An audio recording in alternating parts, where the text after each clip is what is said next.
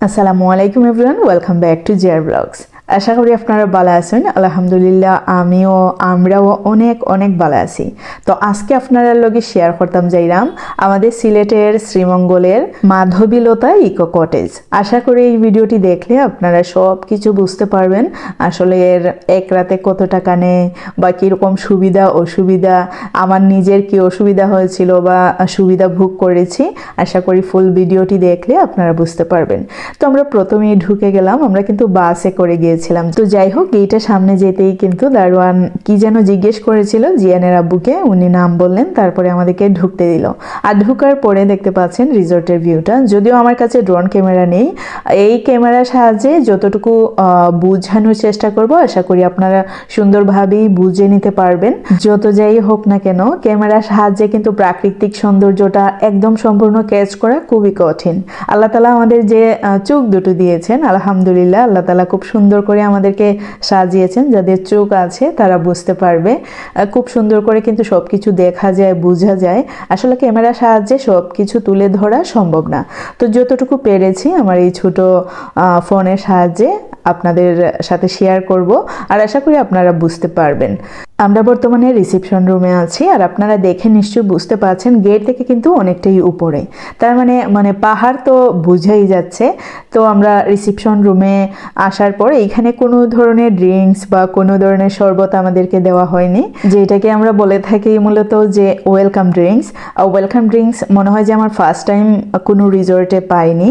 তো এইটা তবে প্রাকৃতিক সৌন্দর্যে যে ভরপুর, এতে কোনো সন্দেহ নেই। তো যাই হোক, আমরা কিন্তু রুমের দিকে যাচ্ছি।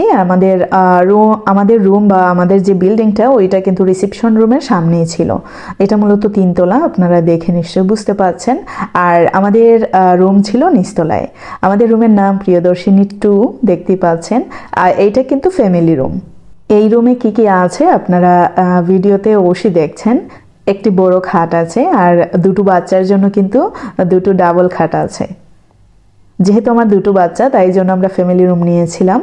আমার মনে হয় এই দামের মধ্যে আসলে আমরা ভালোই পেয়েছি। এই দামের মধ্যে আমরা এর চেয়ে ভালো কিছু আশা করাও কিন্তু অসম্ভব। তো এইখানে আমরা দুটো রুম নিয়েছিলাম, একটি হচ্ছে ফ্যামিলি রুম আর একটি কাপল রুম। আগেই বলেছিলাম কাপল রুম কিন্তু 3,500 টাকা নিয়েছিল, মেবি 20% ডিসকাউন্টের পরে এই অ্যামাউন্টটা আসছিল। তো যাই হোক, এই রুমের নাম ছিল স্বপ্নমোহিনী 2। জাস্ট 2 বাচ্চার যে বেড ছিল আমার রুমে, ওই 2 বাচ্চার বেড ছাড়া এইখানে বাদবাকি সবগুলো সেম।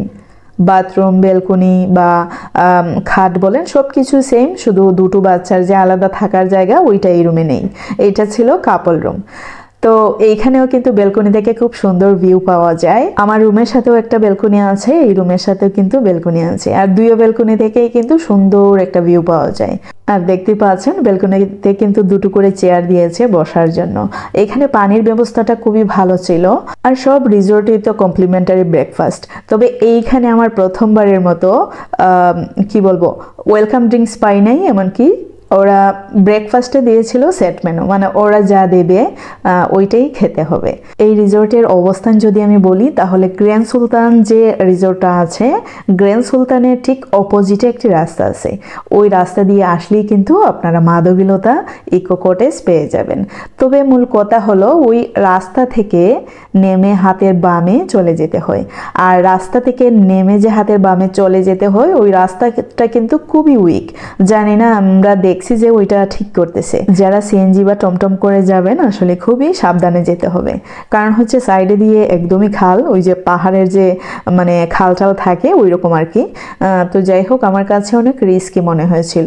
তবে রাস্তা থেকে নেমে 2 থেকে 3 মিনিট সময় যায় হেঁটে। রাস্তা থেকে নেমে আমরাও কিন্তু হেঁটে গিয়েছিলাম। যাই হোক, এই রিসোর্টে কিন্তু অনেক স্পেস আছে হাঁটার জন্য, আপনারা প্রচুর হাঁটতে পারবেন, সকালে বলেন, দুপুরে বলেন, রাত্রে বলেন। আর খাবারের কথা যদি বলি, আমি সব সময় সাজেস্ট করি রিসোর্টে থাকবো, বাহিরে খাবো, এইরকম একটা টেন্ডেন্সি। আর কমপ্লিমেন্টারি ব্রেকফাস্ট তো খাবোই, আর খাওয়ার পর দুপুর বা রাতের খাবার কিন্তু অবশ্যই খাবো না, বাহিরে গিয়ে খাবো। আর এইখানের যে মেনুটা ছিল, ওই মেনুতে লেখা ছিল যে রুই মাছ, পাবদা মাছ, এই মাছ সেই মাছ, মানে এরকম আর কি। রাতের খাবারে একদম বারবিকিউ মানে চিকেন মানে এইগুলো তারা এসে অফার করেছিল।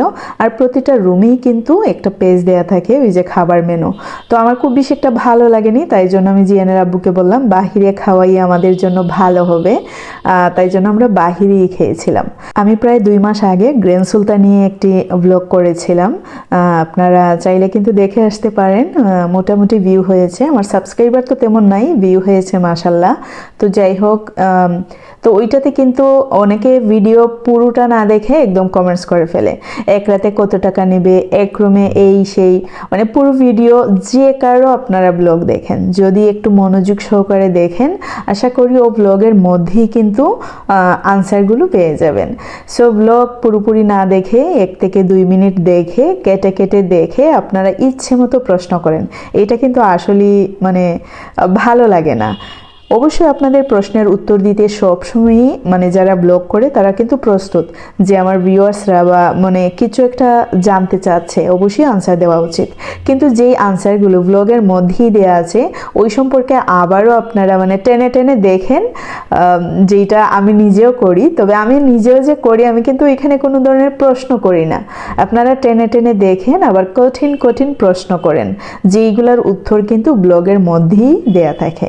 তো দেখতে পাচ্ছেন আমাদের রুম থেকে বের হয়ে কিন্তু প্লেগ্রাউন্ড ছিল বাচ্চাদের, আর ওইখানে আবার উপরে ওঠার মতো প্রায় 10 তলা, মানে উঠলে যে এরকম কষ্ট হবে এরকম আর কি সিঁড়ি দেওয়া আছে, অনেক উঁচু।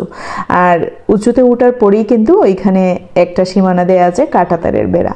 তো হচ্ছে ওই সিঁড়ি দিয়ে ওঠার সময় এই ফল গাছটা চোখে পড়লো। আপনারা চেনেন কি না অবশ্যই কমেন্টস করে জানাবেন এই ফলটার নামটা কি। আমাদের সিলেটের ভাষায় আমরা বলে থাকি সফেদা। তো আমার লাইফ অফ ফার্স্ট টাইম মানে গাছ থেকে ফল ফার্সি আর কি আতাইছি গাছের মধ্যে, এমনি তো বাজার থেকে কিনে খাওয়া হয়, কিন্তু মানে আজকে ফার্স্ট টাইম মানে এই মাধবীলতা রিসোর্টে গিয়া ফার্স্ট টাইম সফেদা গাছ দেখলাম। এটা প্রায় লেসু গাছের মতো, লেসু গাছের পাতাটা নিয়ে একটু লম্বা, এটার পাতা একটু শর্ট, কিন্তু লেসু গাছের পাতার আকৃতির মতনই। আর মানে সফেদা প্রচুর ধরছিল, তো আমরা আনছিও কিন্তু লাস্টের সাথে। তারা যদিও দেখছে না, বাচ্চারা কিন্তু ফাড়িলিছে, আমি নিজেও সামলাইতে পারছি না, আমি কিন্তু খাসা ওই খামড় দিছি, দেখি এত সুইট লাগে। এরপরে তো যাই হোক অনেকটা ফাইরে আনছি। তো আপনারা দেখরা খাটাতারের বেড়ে দেওয়া, এখানে কিন্তু সীমাবদ্ধতা দেওয়া আছে, এর বাইরে কিন্তু মানে মাধবীলতা রিসোর্টের এরিয়া নাই, ও বাউন্ডারি পর্যন্তই। তো যাই হোক স্পেস কিন্তু অনেক বড়, যারা কিন্তু এক্সারসাইজ করতে চান, সকালি টাইমে রিসোর্টও থাকুন বা শরীরও ফিট রাখতে চান, আশা করি কেন 1-2 বার বাবা বাবি করলেই একদম সাফতার লাগি ফিট হয়ে বই থাকবা। আমি আগেই বলেছি যে প্রচুর পরিমাণে হাঁটার জায়গা আছে, আর প্রাকৃতিক সৌন্দর্য আশা করি ক্যামেরার মধ্যে সীমাবদ্ধ করা সম্ভব না। আমি একজন মেয়ে মানুষ হয়ে একদমই আমি প্রফেশনাল না, যতটুকু ধরানো সম্ভব ততটুকুই আপনাদের সামনে তুলে ধরার চেষ্টা করেছি। আমাদের চেকিং টাইম কিন্তু 2টার সময় ছিল, বরাবরের মতো সব রিসোর্টেই কিন্তু চেকিং টাইম 2টার দিকেই হয়। তাই জন্য আমরা সকালে নাস্তা কিন্তু পানশিতেই করেছিলাম, একটু ঘোরাঘুরি করার পর ওইখানেই কিন্তু আমরা দুপুরের খাবারটাও খেয়ে এসেছিলাম। তারপরে প্রায় 1:40 মিনিটে আমরা এসেছিলাম এই যে মাধবীলতা ইকো কটেজে। এইখানের যে সুইমিং পুলটা অনেকটাই ছোট, তবে দেখতে কিন্তু অনেক সুন্দর।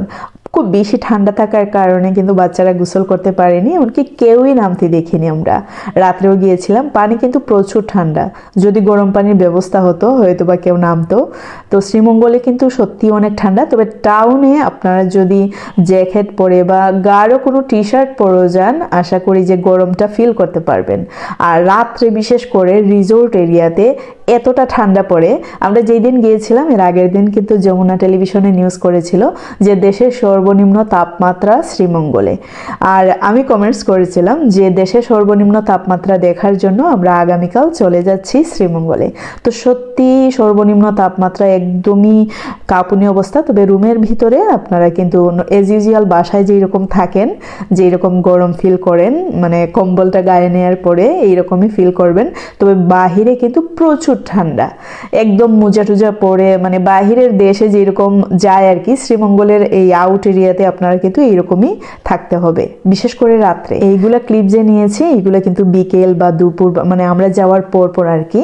রাত্রে কিন্তু কোনো ক্লিপ নেওয়া সম্ভবই হয়নি, এত কুয়াশা। মানে রিসোর্ট কিন্তু অনেকটাই লাইটে সাজানো থাকে রাত্রে, গাছের চিপায় চিপায় বা ওই যে প্লেগ্রাউন্ড ওইগুলোতে কিন্তু লাইটিং এর সিস্টেম আছে, কিন্তু শীতের সময় রাতে কিন্তু একদমই ক্যামেরায় ধরে না এরকম একটা অবস্থা কুয়াশার জন্য। তো এইটা হচ্ছে আমাদের যে বিল্ডিংটা, ঠিক বিল্ডিংটার পিছনে। আর এই পিছনের দিকে কিন্তু দুটো কটেজ আছে, একটা হচ্ছে দুতলা আর আরেকটা একতলা। আমি ভিডিও শেষের দিকে অবশ্যই আপনাদেরকে সম্পূর্ণ রিসোর্ট আবারও ঘুরে দেখাবো। এখন বিকেলবেলা আমি চলে গেলাম কিন্তু আনারস খেতে। খুব বেশি আনারস খেতে ইচ্ছে করে শ্রীমঙ্গলে গেলে। আমি কিন্তু আনারস প্রিয় একজন মানুষ, আমার খুব ভালো লাগে আনারস খেতে। যাই হোক, আমরা সবাই কিন্তু প্রায় একটি করে আনারস খেয়েছি, বাচ্চারা ছোট আনারস খেয়েছে, আমরা কিন্তু বড় আনারস খেয়েছি। বড় আনারস নিয়েছিল 50 টাকা করে আর ছোটটা 25 টাকা করে। মানে মানুষ দেখে ওরও কিন্তু দাম বাড়িয়ে দেয়, এরকম একটা অবস্থা। আর এইটা কমন। তারপর যে আশপাশ যে চা বাগান ছিল ওইখানে যতটুকু সম্ভব হেঁটে দেখানোর চেষ্টা করলাম বাচ্চাদেরকে। আমাদের কিন্তু শ্রীমঙ্গলে বছরে প্রায় 10 থেকে 12 দিন হলেও যাওয়া হয়, আর থাকা হয় 4 থেকে 5 দিন হলেও।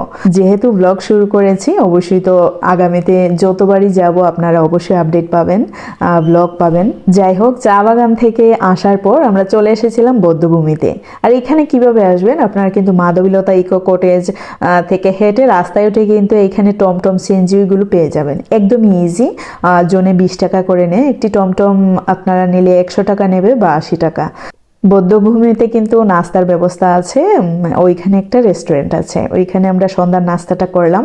তারপরে আরো ঘোরাঘুরির পর প্রায় 9টা বেজে গেল, ওইখানে আমরা কিন্তু রাতের খাবার খেয়ে গেলাম। মানে বৌদ্ধভূমিতে রাতের খাবার খাইনি আমরা, কিন্তু পানশিতে খেলাম আবারও রাতের খাবার। আর খাওয়ার পর যখন আবার রিসোর্টে ফিরে গেলাম তখন দেখি বারবিকিউ চলতেছে। যদিও এইগুলো আমাদের খাবার না, আমি ওনাকে বললাম যে একটা ক্লিপ নিতে পারি, উনি বললেন হ্যাঁ অবশ্যই আপনি একটা ক্লিপ নিতে পারেন। তাই জন্য আমি একটু ভিডিও করে নিলাম আপনাদেরকে দেখানোর সুবিধার্থে, নাথিং এলস। আমরা এখানে 2 রাতের জন্য ছিলাম, তো কত বিল আসতে পারে আপনারা অবশ্যই আন্দাজ করতে পারছেন। তবে আমার মনে হয় রিসোর্টে যেয়ে বাহিরে আমাদের বিলটা বেশি এসেছে। টমটম দিয়ে বারবার যাওয়া আসা, ঘোরানো, খাওয়া এইসব আর কি। কমপ্লিমেন্টারি ব্রেকফাস্ট করার পর বাচ্চাদের তো আর এইসবে মন ভরে না, তাদেরকে আবার বাহিরে গিয়ে খাওয়াতে হয়েছে। কারণ হচ্ছে রুটিগুলা একদমই কিরকম ছিল, আমরা তো বড় মানুষ, আমরা তো খেয়ে নিয়েছি, কিন্তু বাচ্চাদের তো একটু সমস্যা হয়, একটু শক্ত হলেও তাদের প্রবলেম, একটু সফট হলেও প্রবলেম। তো যাই হোক, আর আমি রিসোর্টের কোনো বদনাম দিচ্ছি না, কারণ হচ্ছে এই রিসোর্টে থেকে আপনি সারা শ্রীমঙ্গল ঘুরে ঘুরে দেখতে পারবেন। আমার মনে হয় রিজনেবল প্রাইসে এই রিসোর্টটা আসলেই বেস্ট। তো খাওয়ার কথা যদি চিন্তা করেন তাহলে অবশ্যই আপনারা বাহিরে খেতে পারেন। ওই রিসোর্টের সামনেও, কিন্তু সামনে বলতে হেঁটে গিয়ে মেইন রোডের পাশাপাশি আরও কয়েকটি রেস্টুরেন্ট আছে, আপনারা ওইখানেও রাতের খাবার খেতে পারেন, দুপুরে খেতে পারেন, এমনকি সকালে ব্রেকফাস্টও খেতে পারেন। আমরা গিয়েছিলাম 25 তারিখ। 25, 26, 27 তারিখে grand Sultan, Novem resort, lemon garden, tea resort, এমনকি দ্য প্যালেস, আমরা কোনোটার মাঝে সিট পাইছি না, বুকিং দিতাম পারছি না। মানে এই তারিখে নানি তার সিট নাই। এমনকি ওই যে মাধবীলতা ইকো কটেজের আর একটু সামনে প্যারাগন ফোরই কিন্তু মাধবীলতা, প্যারাগনের মধ্যেও কিন্তু আমরা সিট পাইছি না, বুকিং দিতাম পারছি না, তারা রুম খালি নেই। যেহেতু ডিসেম্বর মাস, বাচ্চাদের এক্সাম শেষ, এমনকি অনেকেই কিন্তু ঘুরতে ইচ্ছুক ঠান্ডার সময়, এর লাগে সব রুম টুম সব কিছু বুকিং। তো ফাইনালি আমরা এই রিসোর্টটা আমার মনে হয় যে রিজনেবল প্রাইসে পাইছি। আর মূল কথা হয়েছে গিয়া ঘুরানির উদ্দেশ্য, আপনি একটা সেফ একটা প্লেসও থেকে সারা শ্রীমঙ্গল চক্কর মারুন, এটা তো খুবই ভালো। ব্রেকফাস্ট আসলে ম্যাটার করে না, আপনি অবশ্যই বাইরে গিয়েও খাইতে পারেন। তো যাই হোক, ঘুরানি কিন্তু আমার কাছে খুব বেশি ইম্পর্টেন্ট। যদি আর কি নিজের হাতও টাকা পয়সা থাকে, সব সাইড মেনটেন কইরা অবশ্যই ঘুরতে যাইবা, মনটা ভালো লাগে। বাইরে গিয়ে খাওয়া দাওয়া আসলে ম্যাটার করে না, একটু খাইয়াও কিন্তু থাকা যায়, কিন্তু ওই যে পরিবেশটা কোনো মেহমানদারিত গেলে পাওয়া যায় না। একদমই নিরিবিলি পরিবেশ, যাদেরকে নিয়ে যাবেন তাদের সাথেই আপনারা এনজয় করতে পারবেন। তো ফাইনালি আমরা ব্রেকফাস্টে চলে গেলাম। এখন দেখতেই পারবেন ব্রেকফাস্টের অবস্থা। প্রথমে আমার বাচ্চারা সহ আমি ভাবছিলাম যে ওইটা কমপ্লিমেন্টারি ব্রেকফাস্ট, মানে অনেকগুলো থাকবে, আমরা নিয়ে নিয়ে খাবো, ওই রকম একটা অবস্থা। মানে তারপরে আশপাশে কোনো কিছু না দেখে আমি জিয়ানের আব্বুকে জিজ্ঞেস করলাম। জিয়ানের আব্বু আমাকে বলছে যে ওরা যা দেবে তাই খাবে। তো বললাম যে কি দিবে? বলে তো জানি না কি দিবে, তো দেখি। কারণ হচ্ছে ব্রেকফাস্টের মেনুতে কোনো লেখা নেই যে 2টা রুটি দিবে, ডাল দিবে আর একটা ডিম দিবে, এইরকম কিছু লেখা নেই। তো হচ্ছে আমরা বসে পড়লাম ব্রেকফাস্ট করার জন্য। আর বাচ্চাদেরকে কিন্তু আমি আবারও বলছি, আমরা কিন্তু বাহিরে আবারও খাইয়েছি। 2 রুম মিলে, কাপল রুম প্লাস আমাদের ফ্যামিলি রুম মিলে আমরা মোট 7 জন ছিলাম, বুঝছেন? তো 7 জনের জন্য এই 1 বাটি ডাল আর 1টি করে ডিম আর 2টো রুটি। তো ব্রেকফাস্ট কিন্তু পারফেক্ট ছিল, আমাদের জন্য পারফেক্ট ছিল। রুটি যদিও তারা বানায়নি, আমার কাছে মনে হচ্ছিল ওরা বাহির থেকে কিনে নিয়ে আসছে। এমনকি ওই যে ডিম ভাজি ওরা কিন্তু গরম করে দিয়েছে, কারণ হচ্ছে রুটি অনেকটাই শক্ত ছিল। আর ব্রেকফাস্টের পর আমাদের সবার জন্য ছিল লিকার চা। লিকার চা কিন্তু পেমেন্ট ছাড়া, মানে কমপ্লিমেন্টারি ব্রেকফাস্টের সাথে। তো বললাম যে দুধের চা পাওয়া যাবে না? বলছে যে পাওয়া যাবে, দুধের চা যদি খান তাহলে কিন্তু পে করতে হবে, 1 কাপ চায়ের জন্য 30 টাকা করে। তো বললাম যে আচ্ছা ঠিক আছে, আমরা 3 কাপ দুধের চা নাইলাম। আপনারা দেখতে পাচ্ছেন একদম ছোট ছোট কাপে করে দিয়েছে 30 টাকা। আর তারপরে আমরা জেদ করে বাচ্চাদেরকে কিন্তু লিকার চা খাওয়াই না, তারপরেও আমরা সবার জন্য 1-1টা করে লিকার চা আনালাম। যেহেতু অনেক ঠান্ডাও পড়েছিল, ওরা চা একটু ঠান্ডা হওয়ার পর একবারে বাচ্চা কাচ্চা সবাই মিলে আমরা খেলাম। আমি কিন্তু ডাবল খাইছি, লিকার চা প্লাস দুধের চা। খুবই ভালো লাগার একটা মুহূর্ত ছিল। তো যাই হোক, এইটা কিন্তু আমার সুবিধা অসুবিধার কথা বললাম, আমি রিসোর্টের কোনো বদনাম দিচ্ছি না। কারণ হচ্ছে রিসোর্টে আপনি থেকে অন্য কোথাও খেতে পারবেন, ঘুরতে পারবেন, সে হোক যে কোনো রিসোর্ট, এমনকি গ্র্যান্ড সুলতান 5 স্টার রিসোর্ট হলেও আপনি কমপ্লিমেন্টারি ব্রেকফাস্ট শেষে যে কোনো জায়গায় গিয়ে ঘুরতে পারবেন, রাতের খাবার দুপুরের খাবার খেতে পারবেন। এতে করে রিসোর্টের কর্তৃপক্ষের কোনো নিষেধ নাই। তো যাই হোক, ফাইনালি দেখতে পাচ্ছেন সফেদা আমরা কিন্তু চুরি করে পেরেছি, আর বাসায় নিয়ে আসার জন্য প্যাকেট করে নিচ্ছি। যাই হোক, অনেক বকবক করলাম, আশা করি আপনাদের অনেক ভালো লেগেছে। ভালো লাগলে জিয়ার ব্লগসের সাথেই থাকবেন। আল্লাহ হাফেজ, সবাই ভালো থাকবেন, সুস্থ থাকবেন।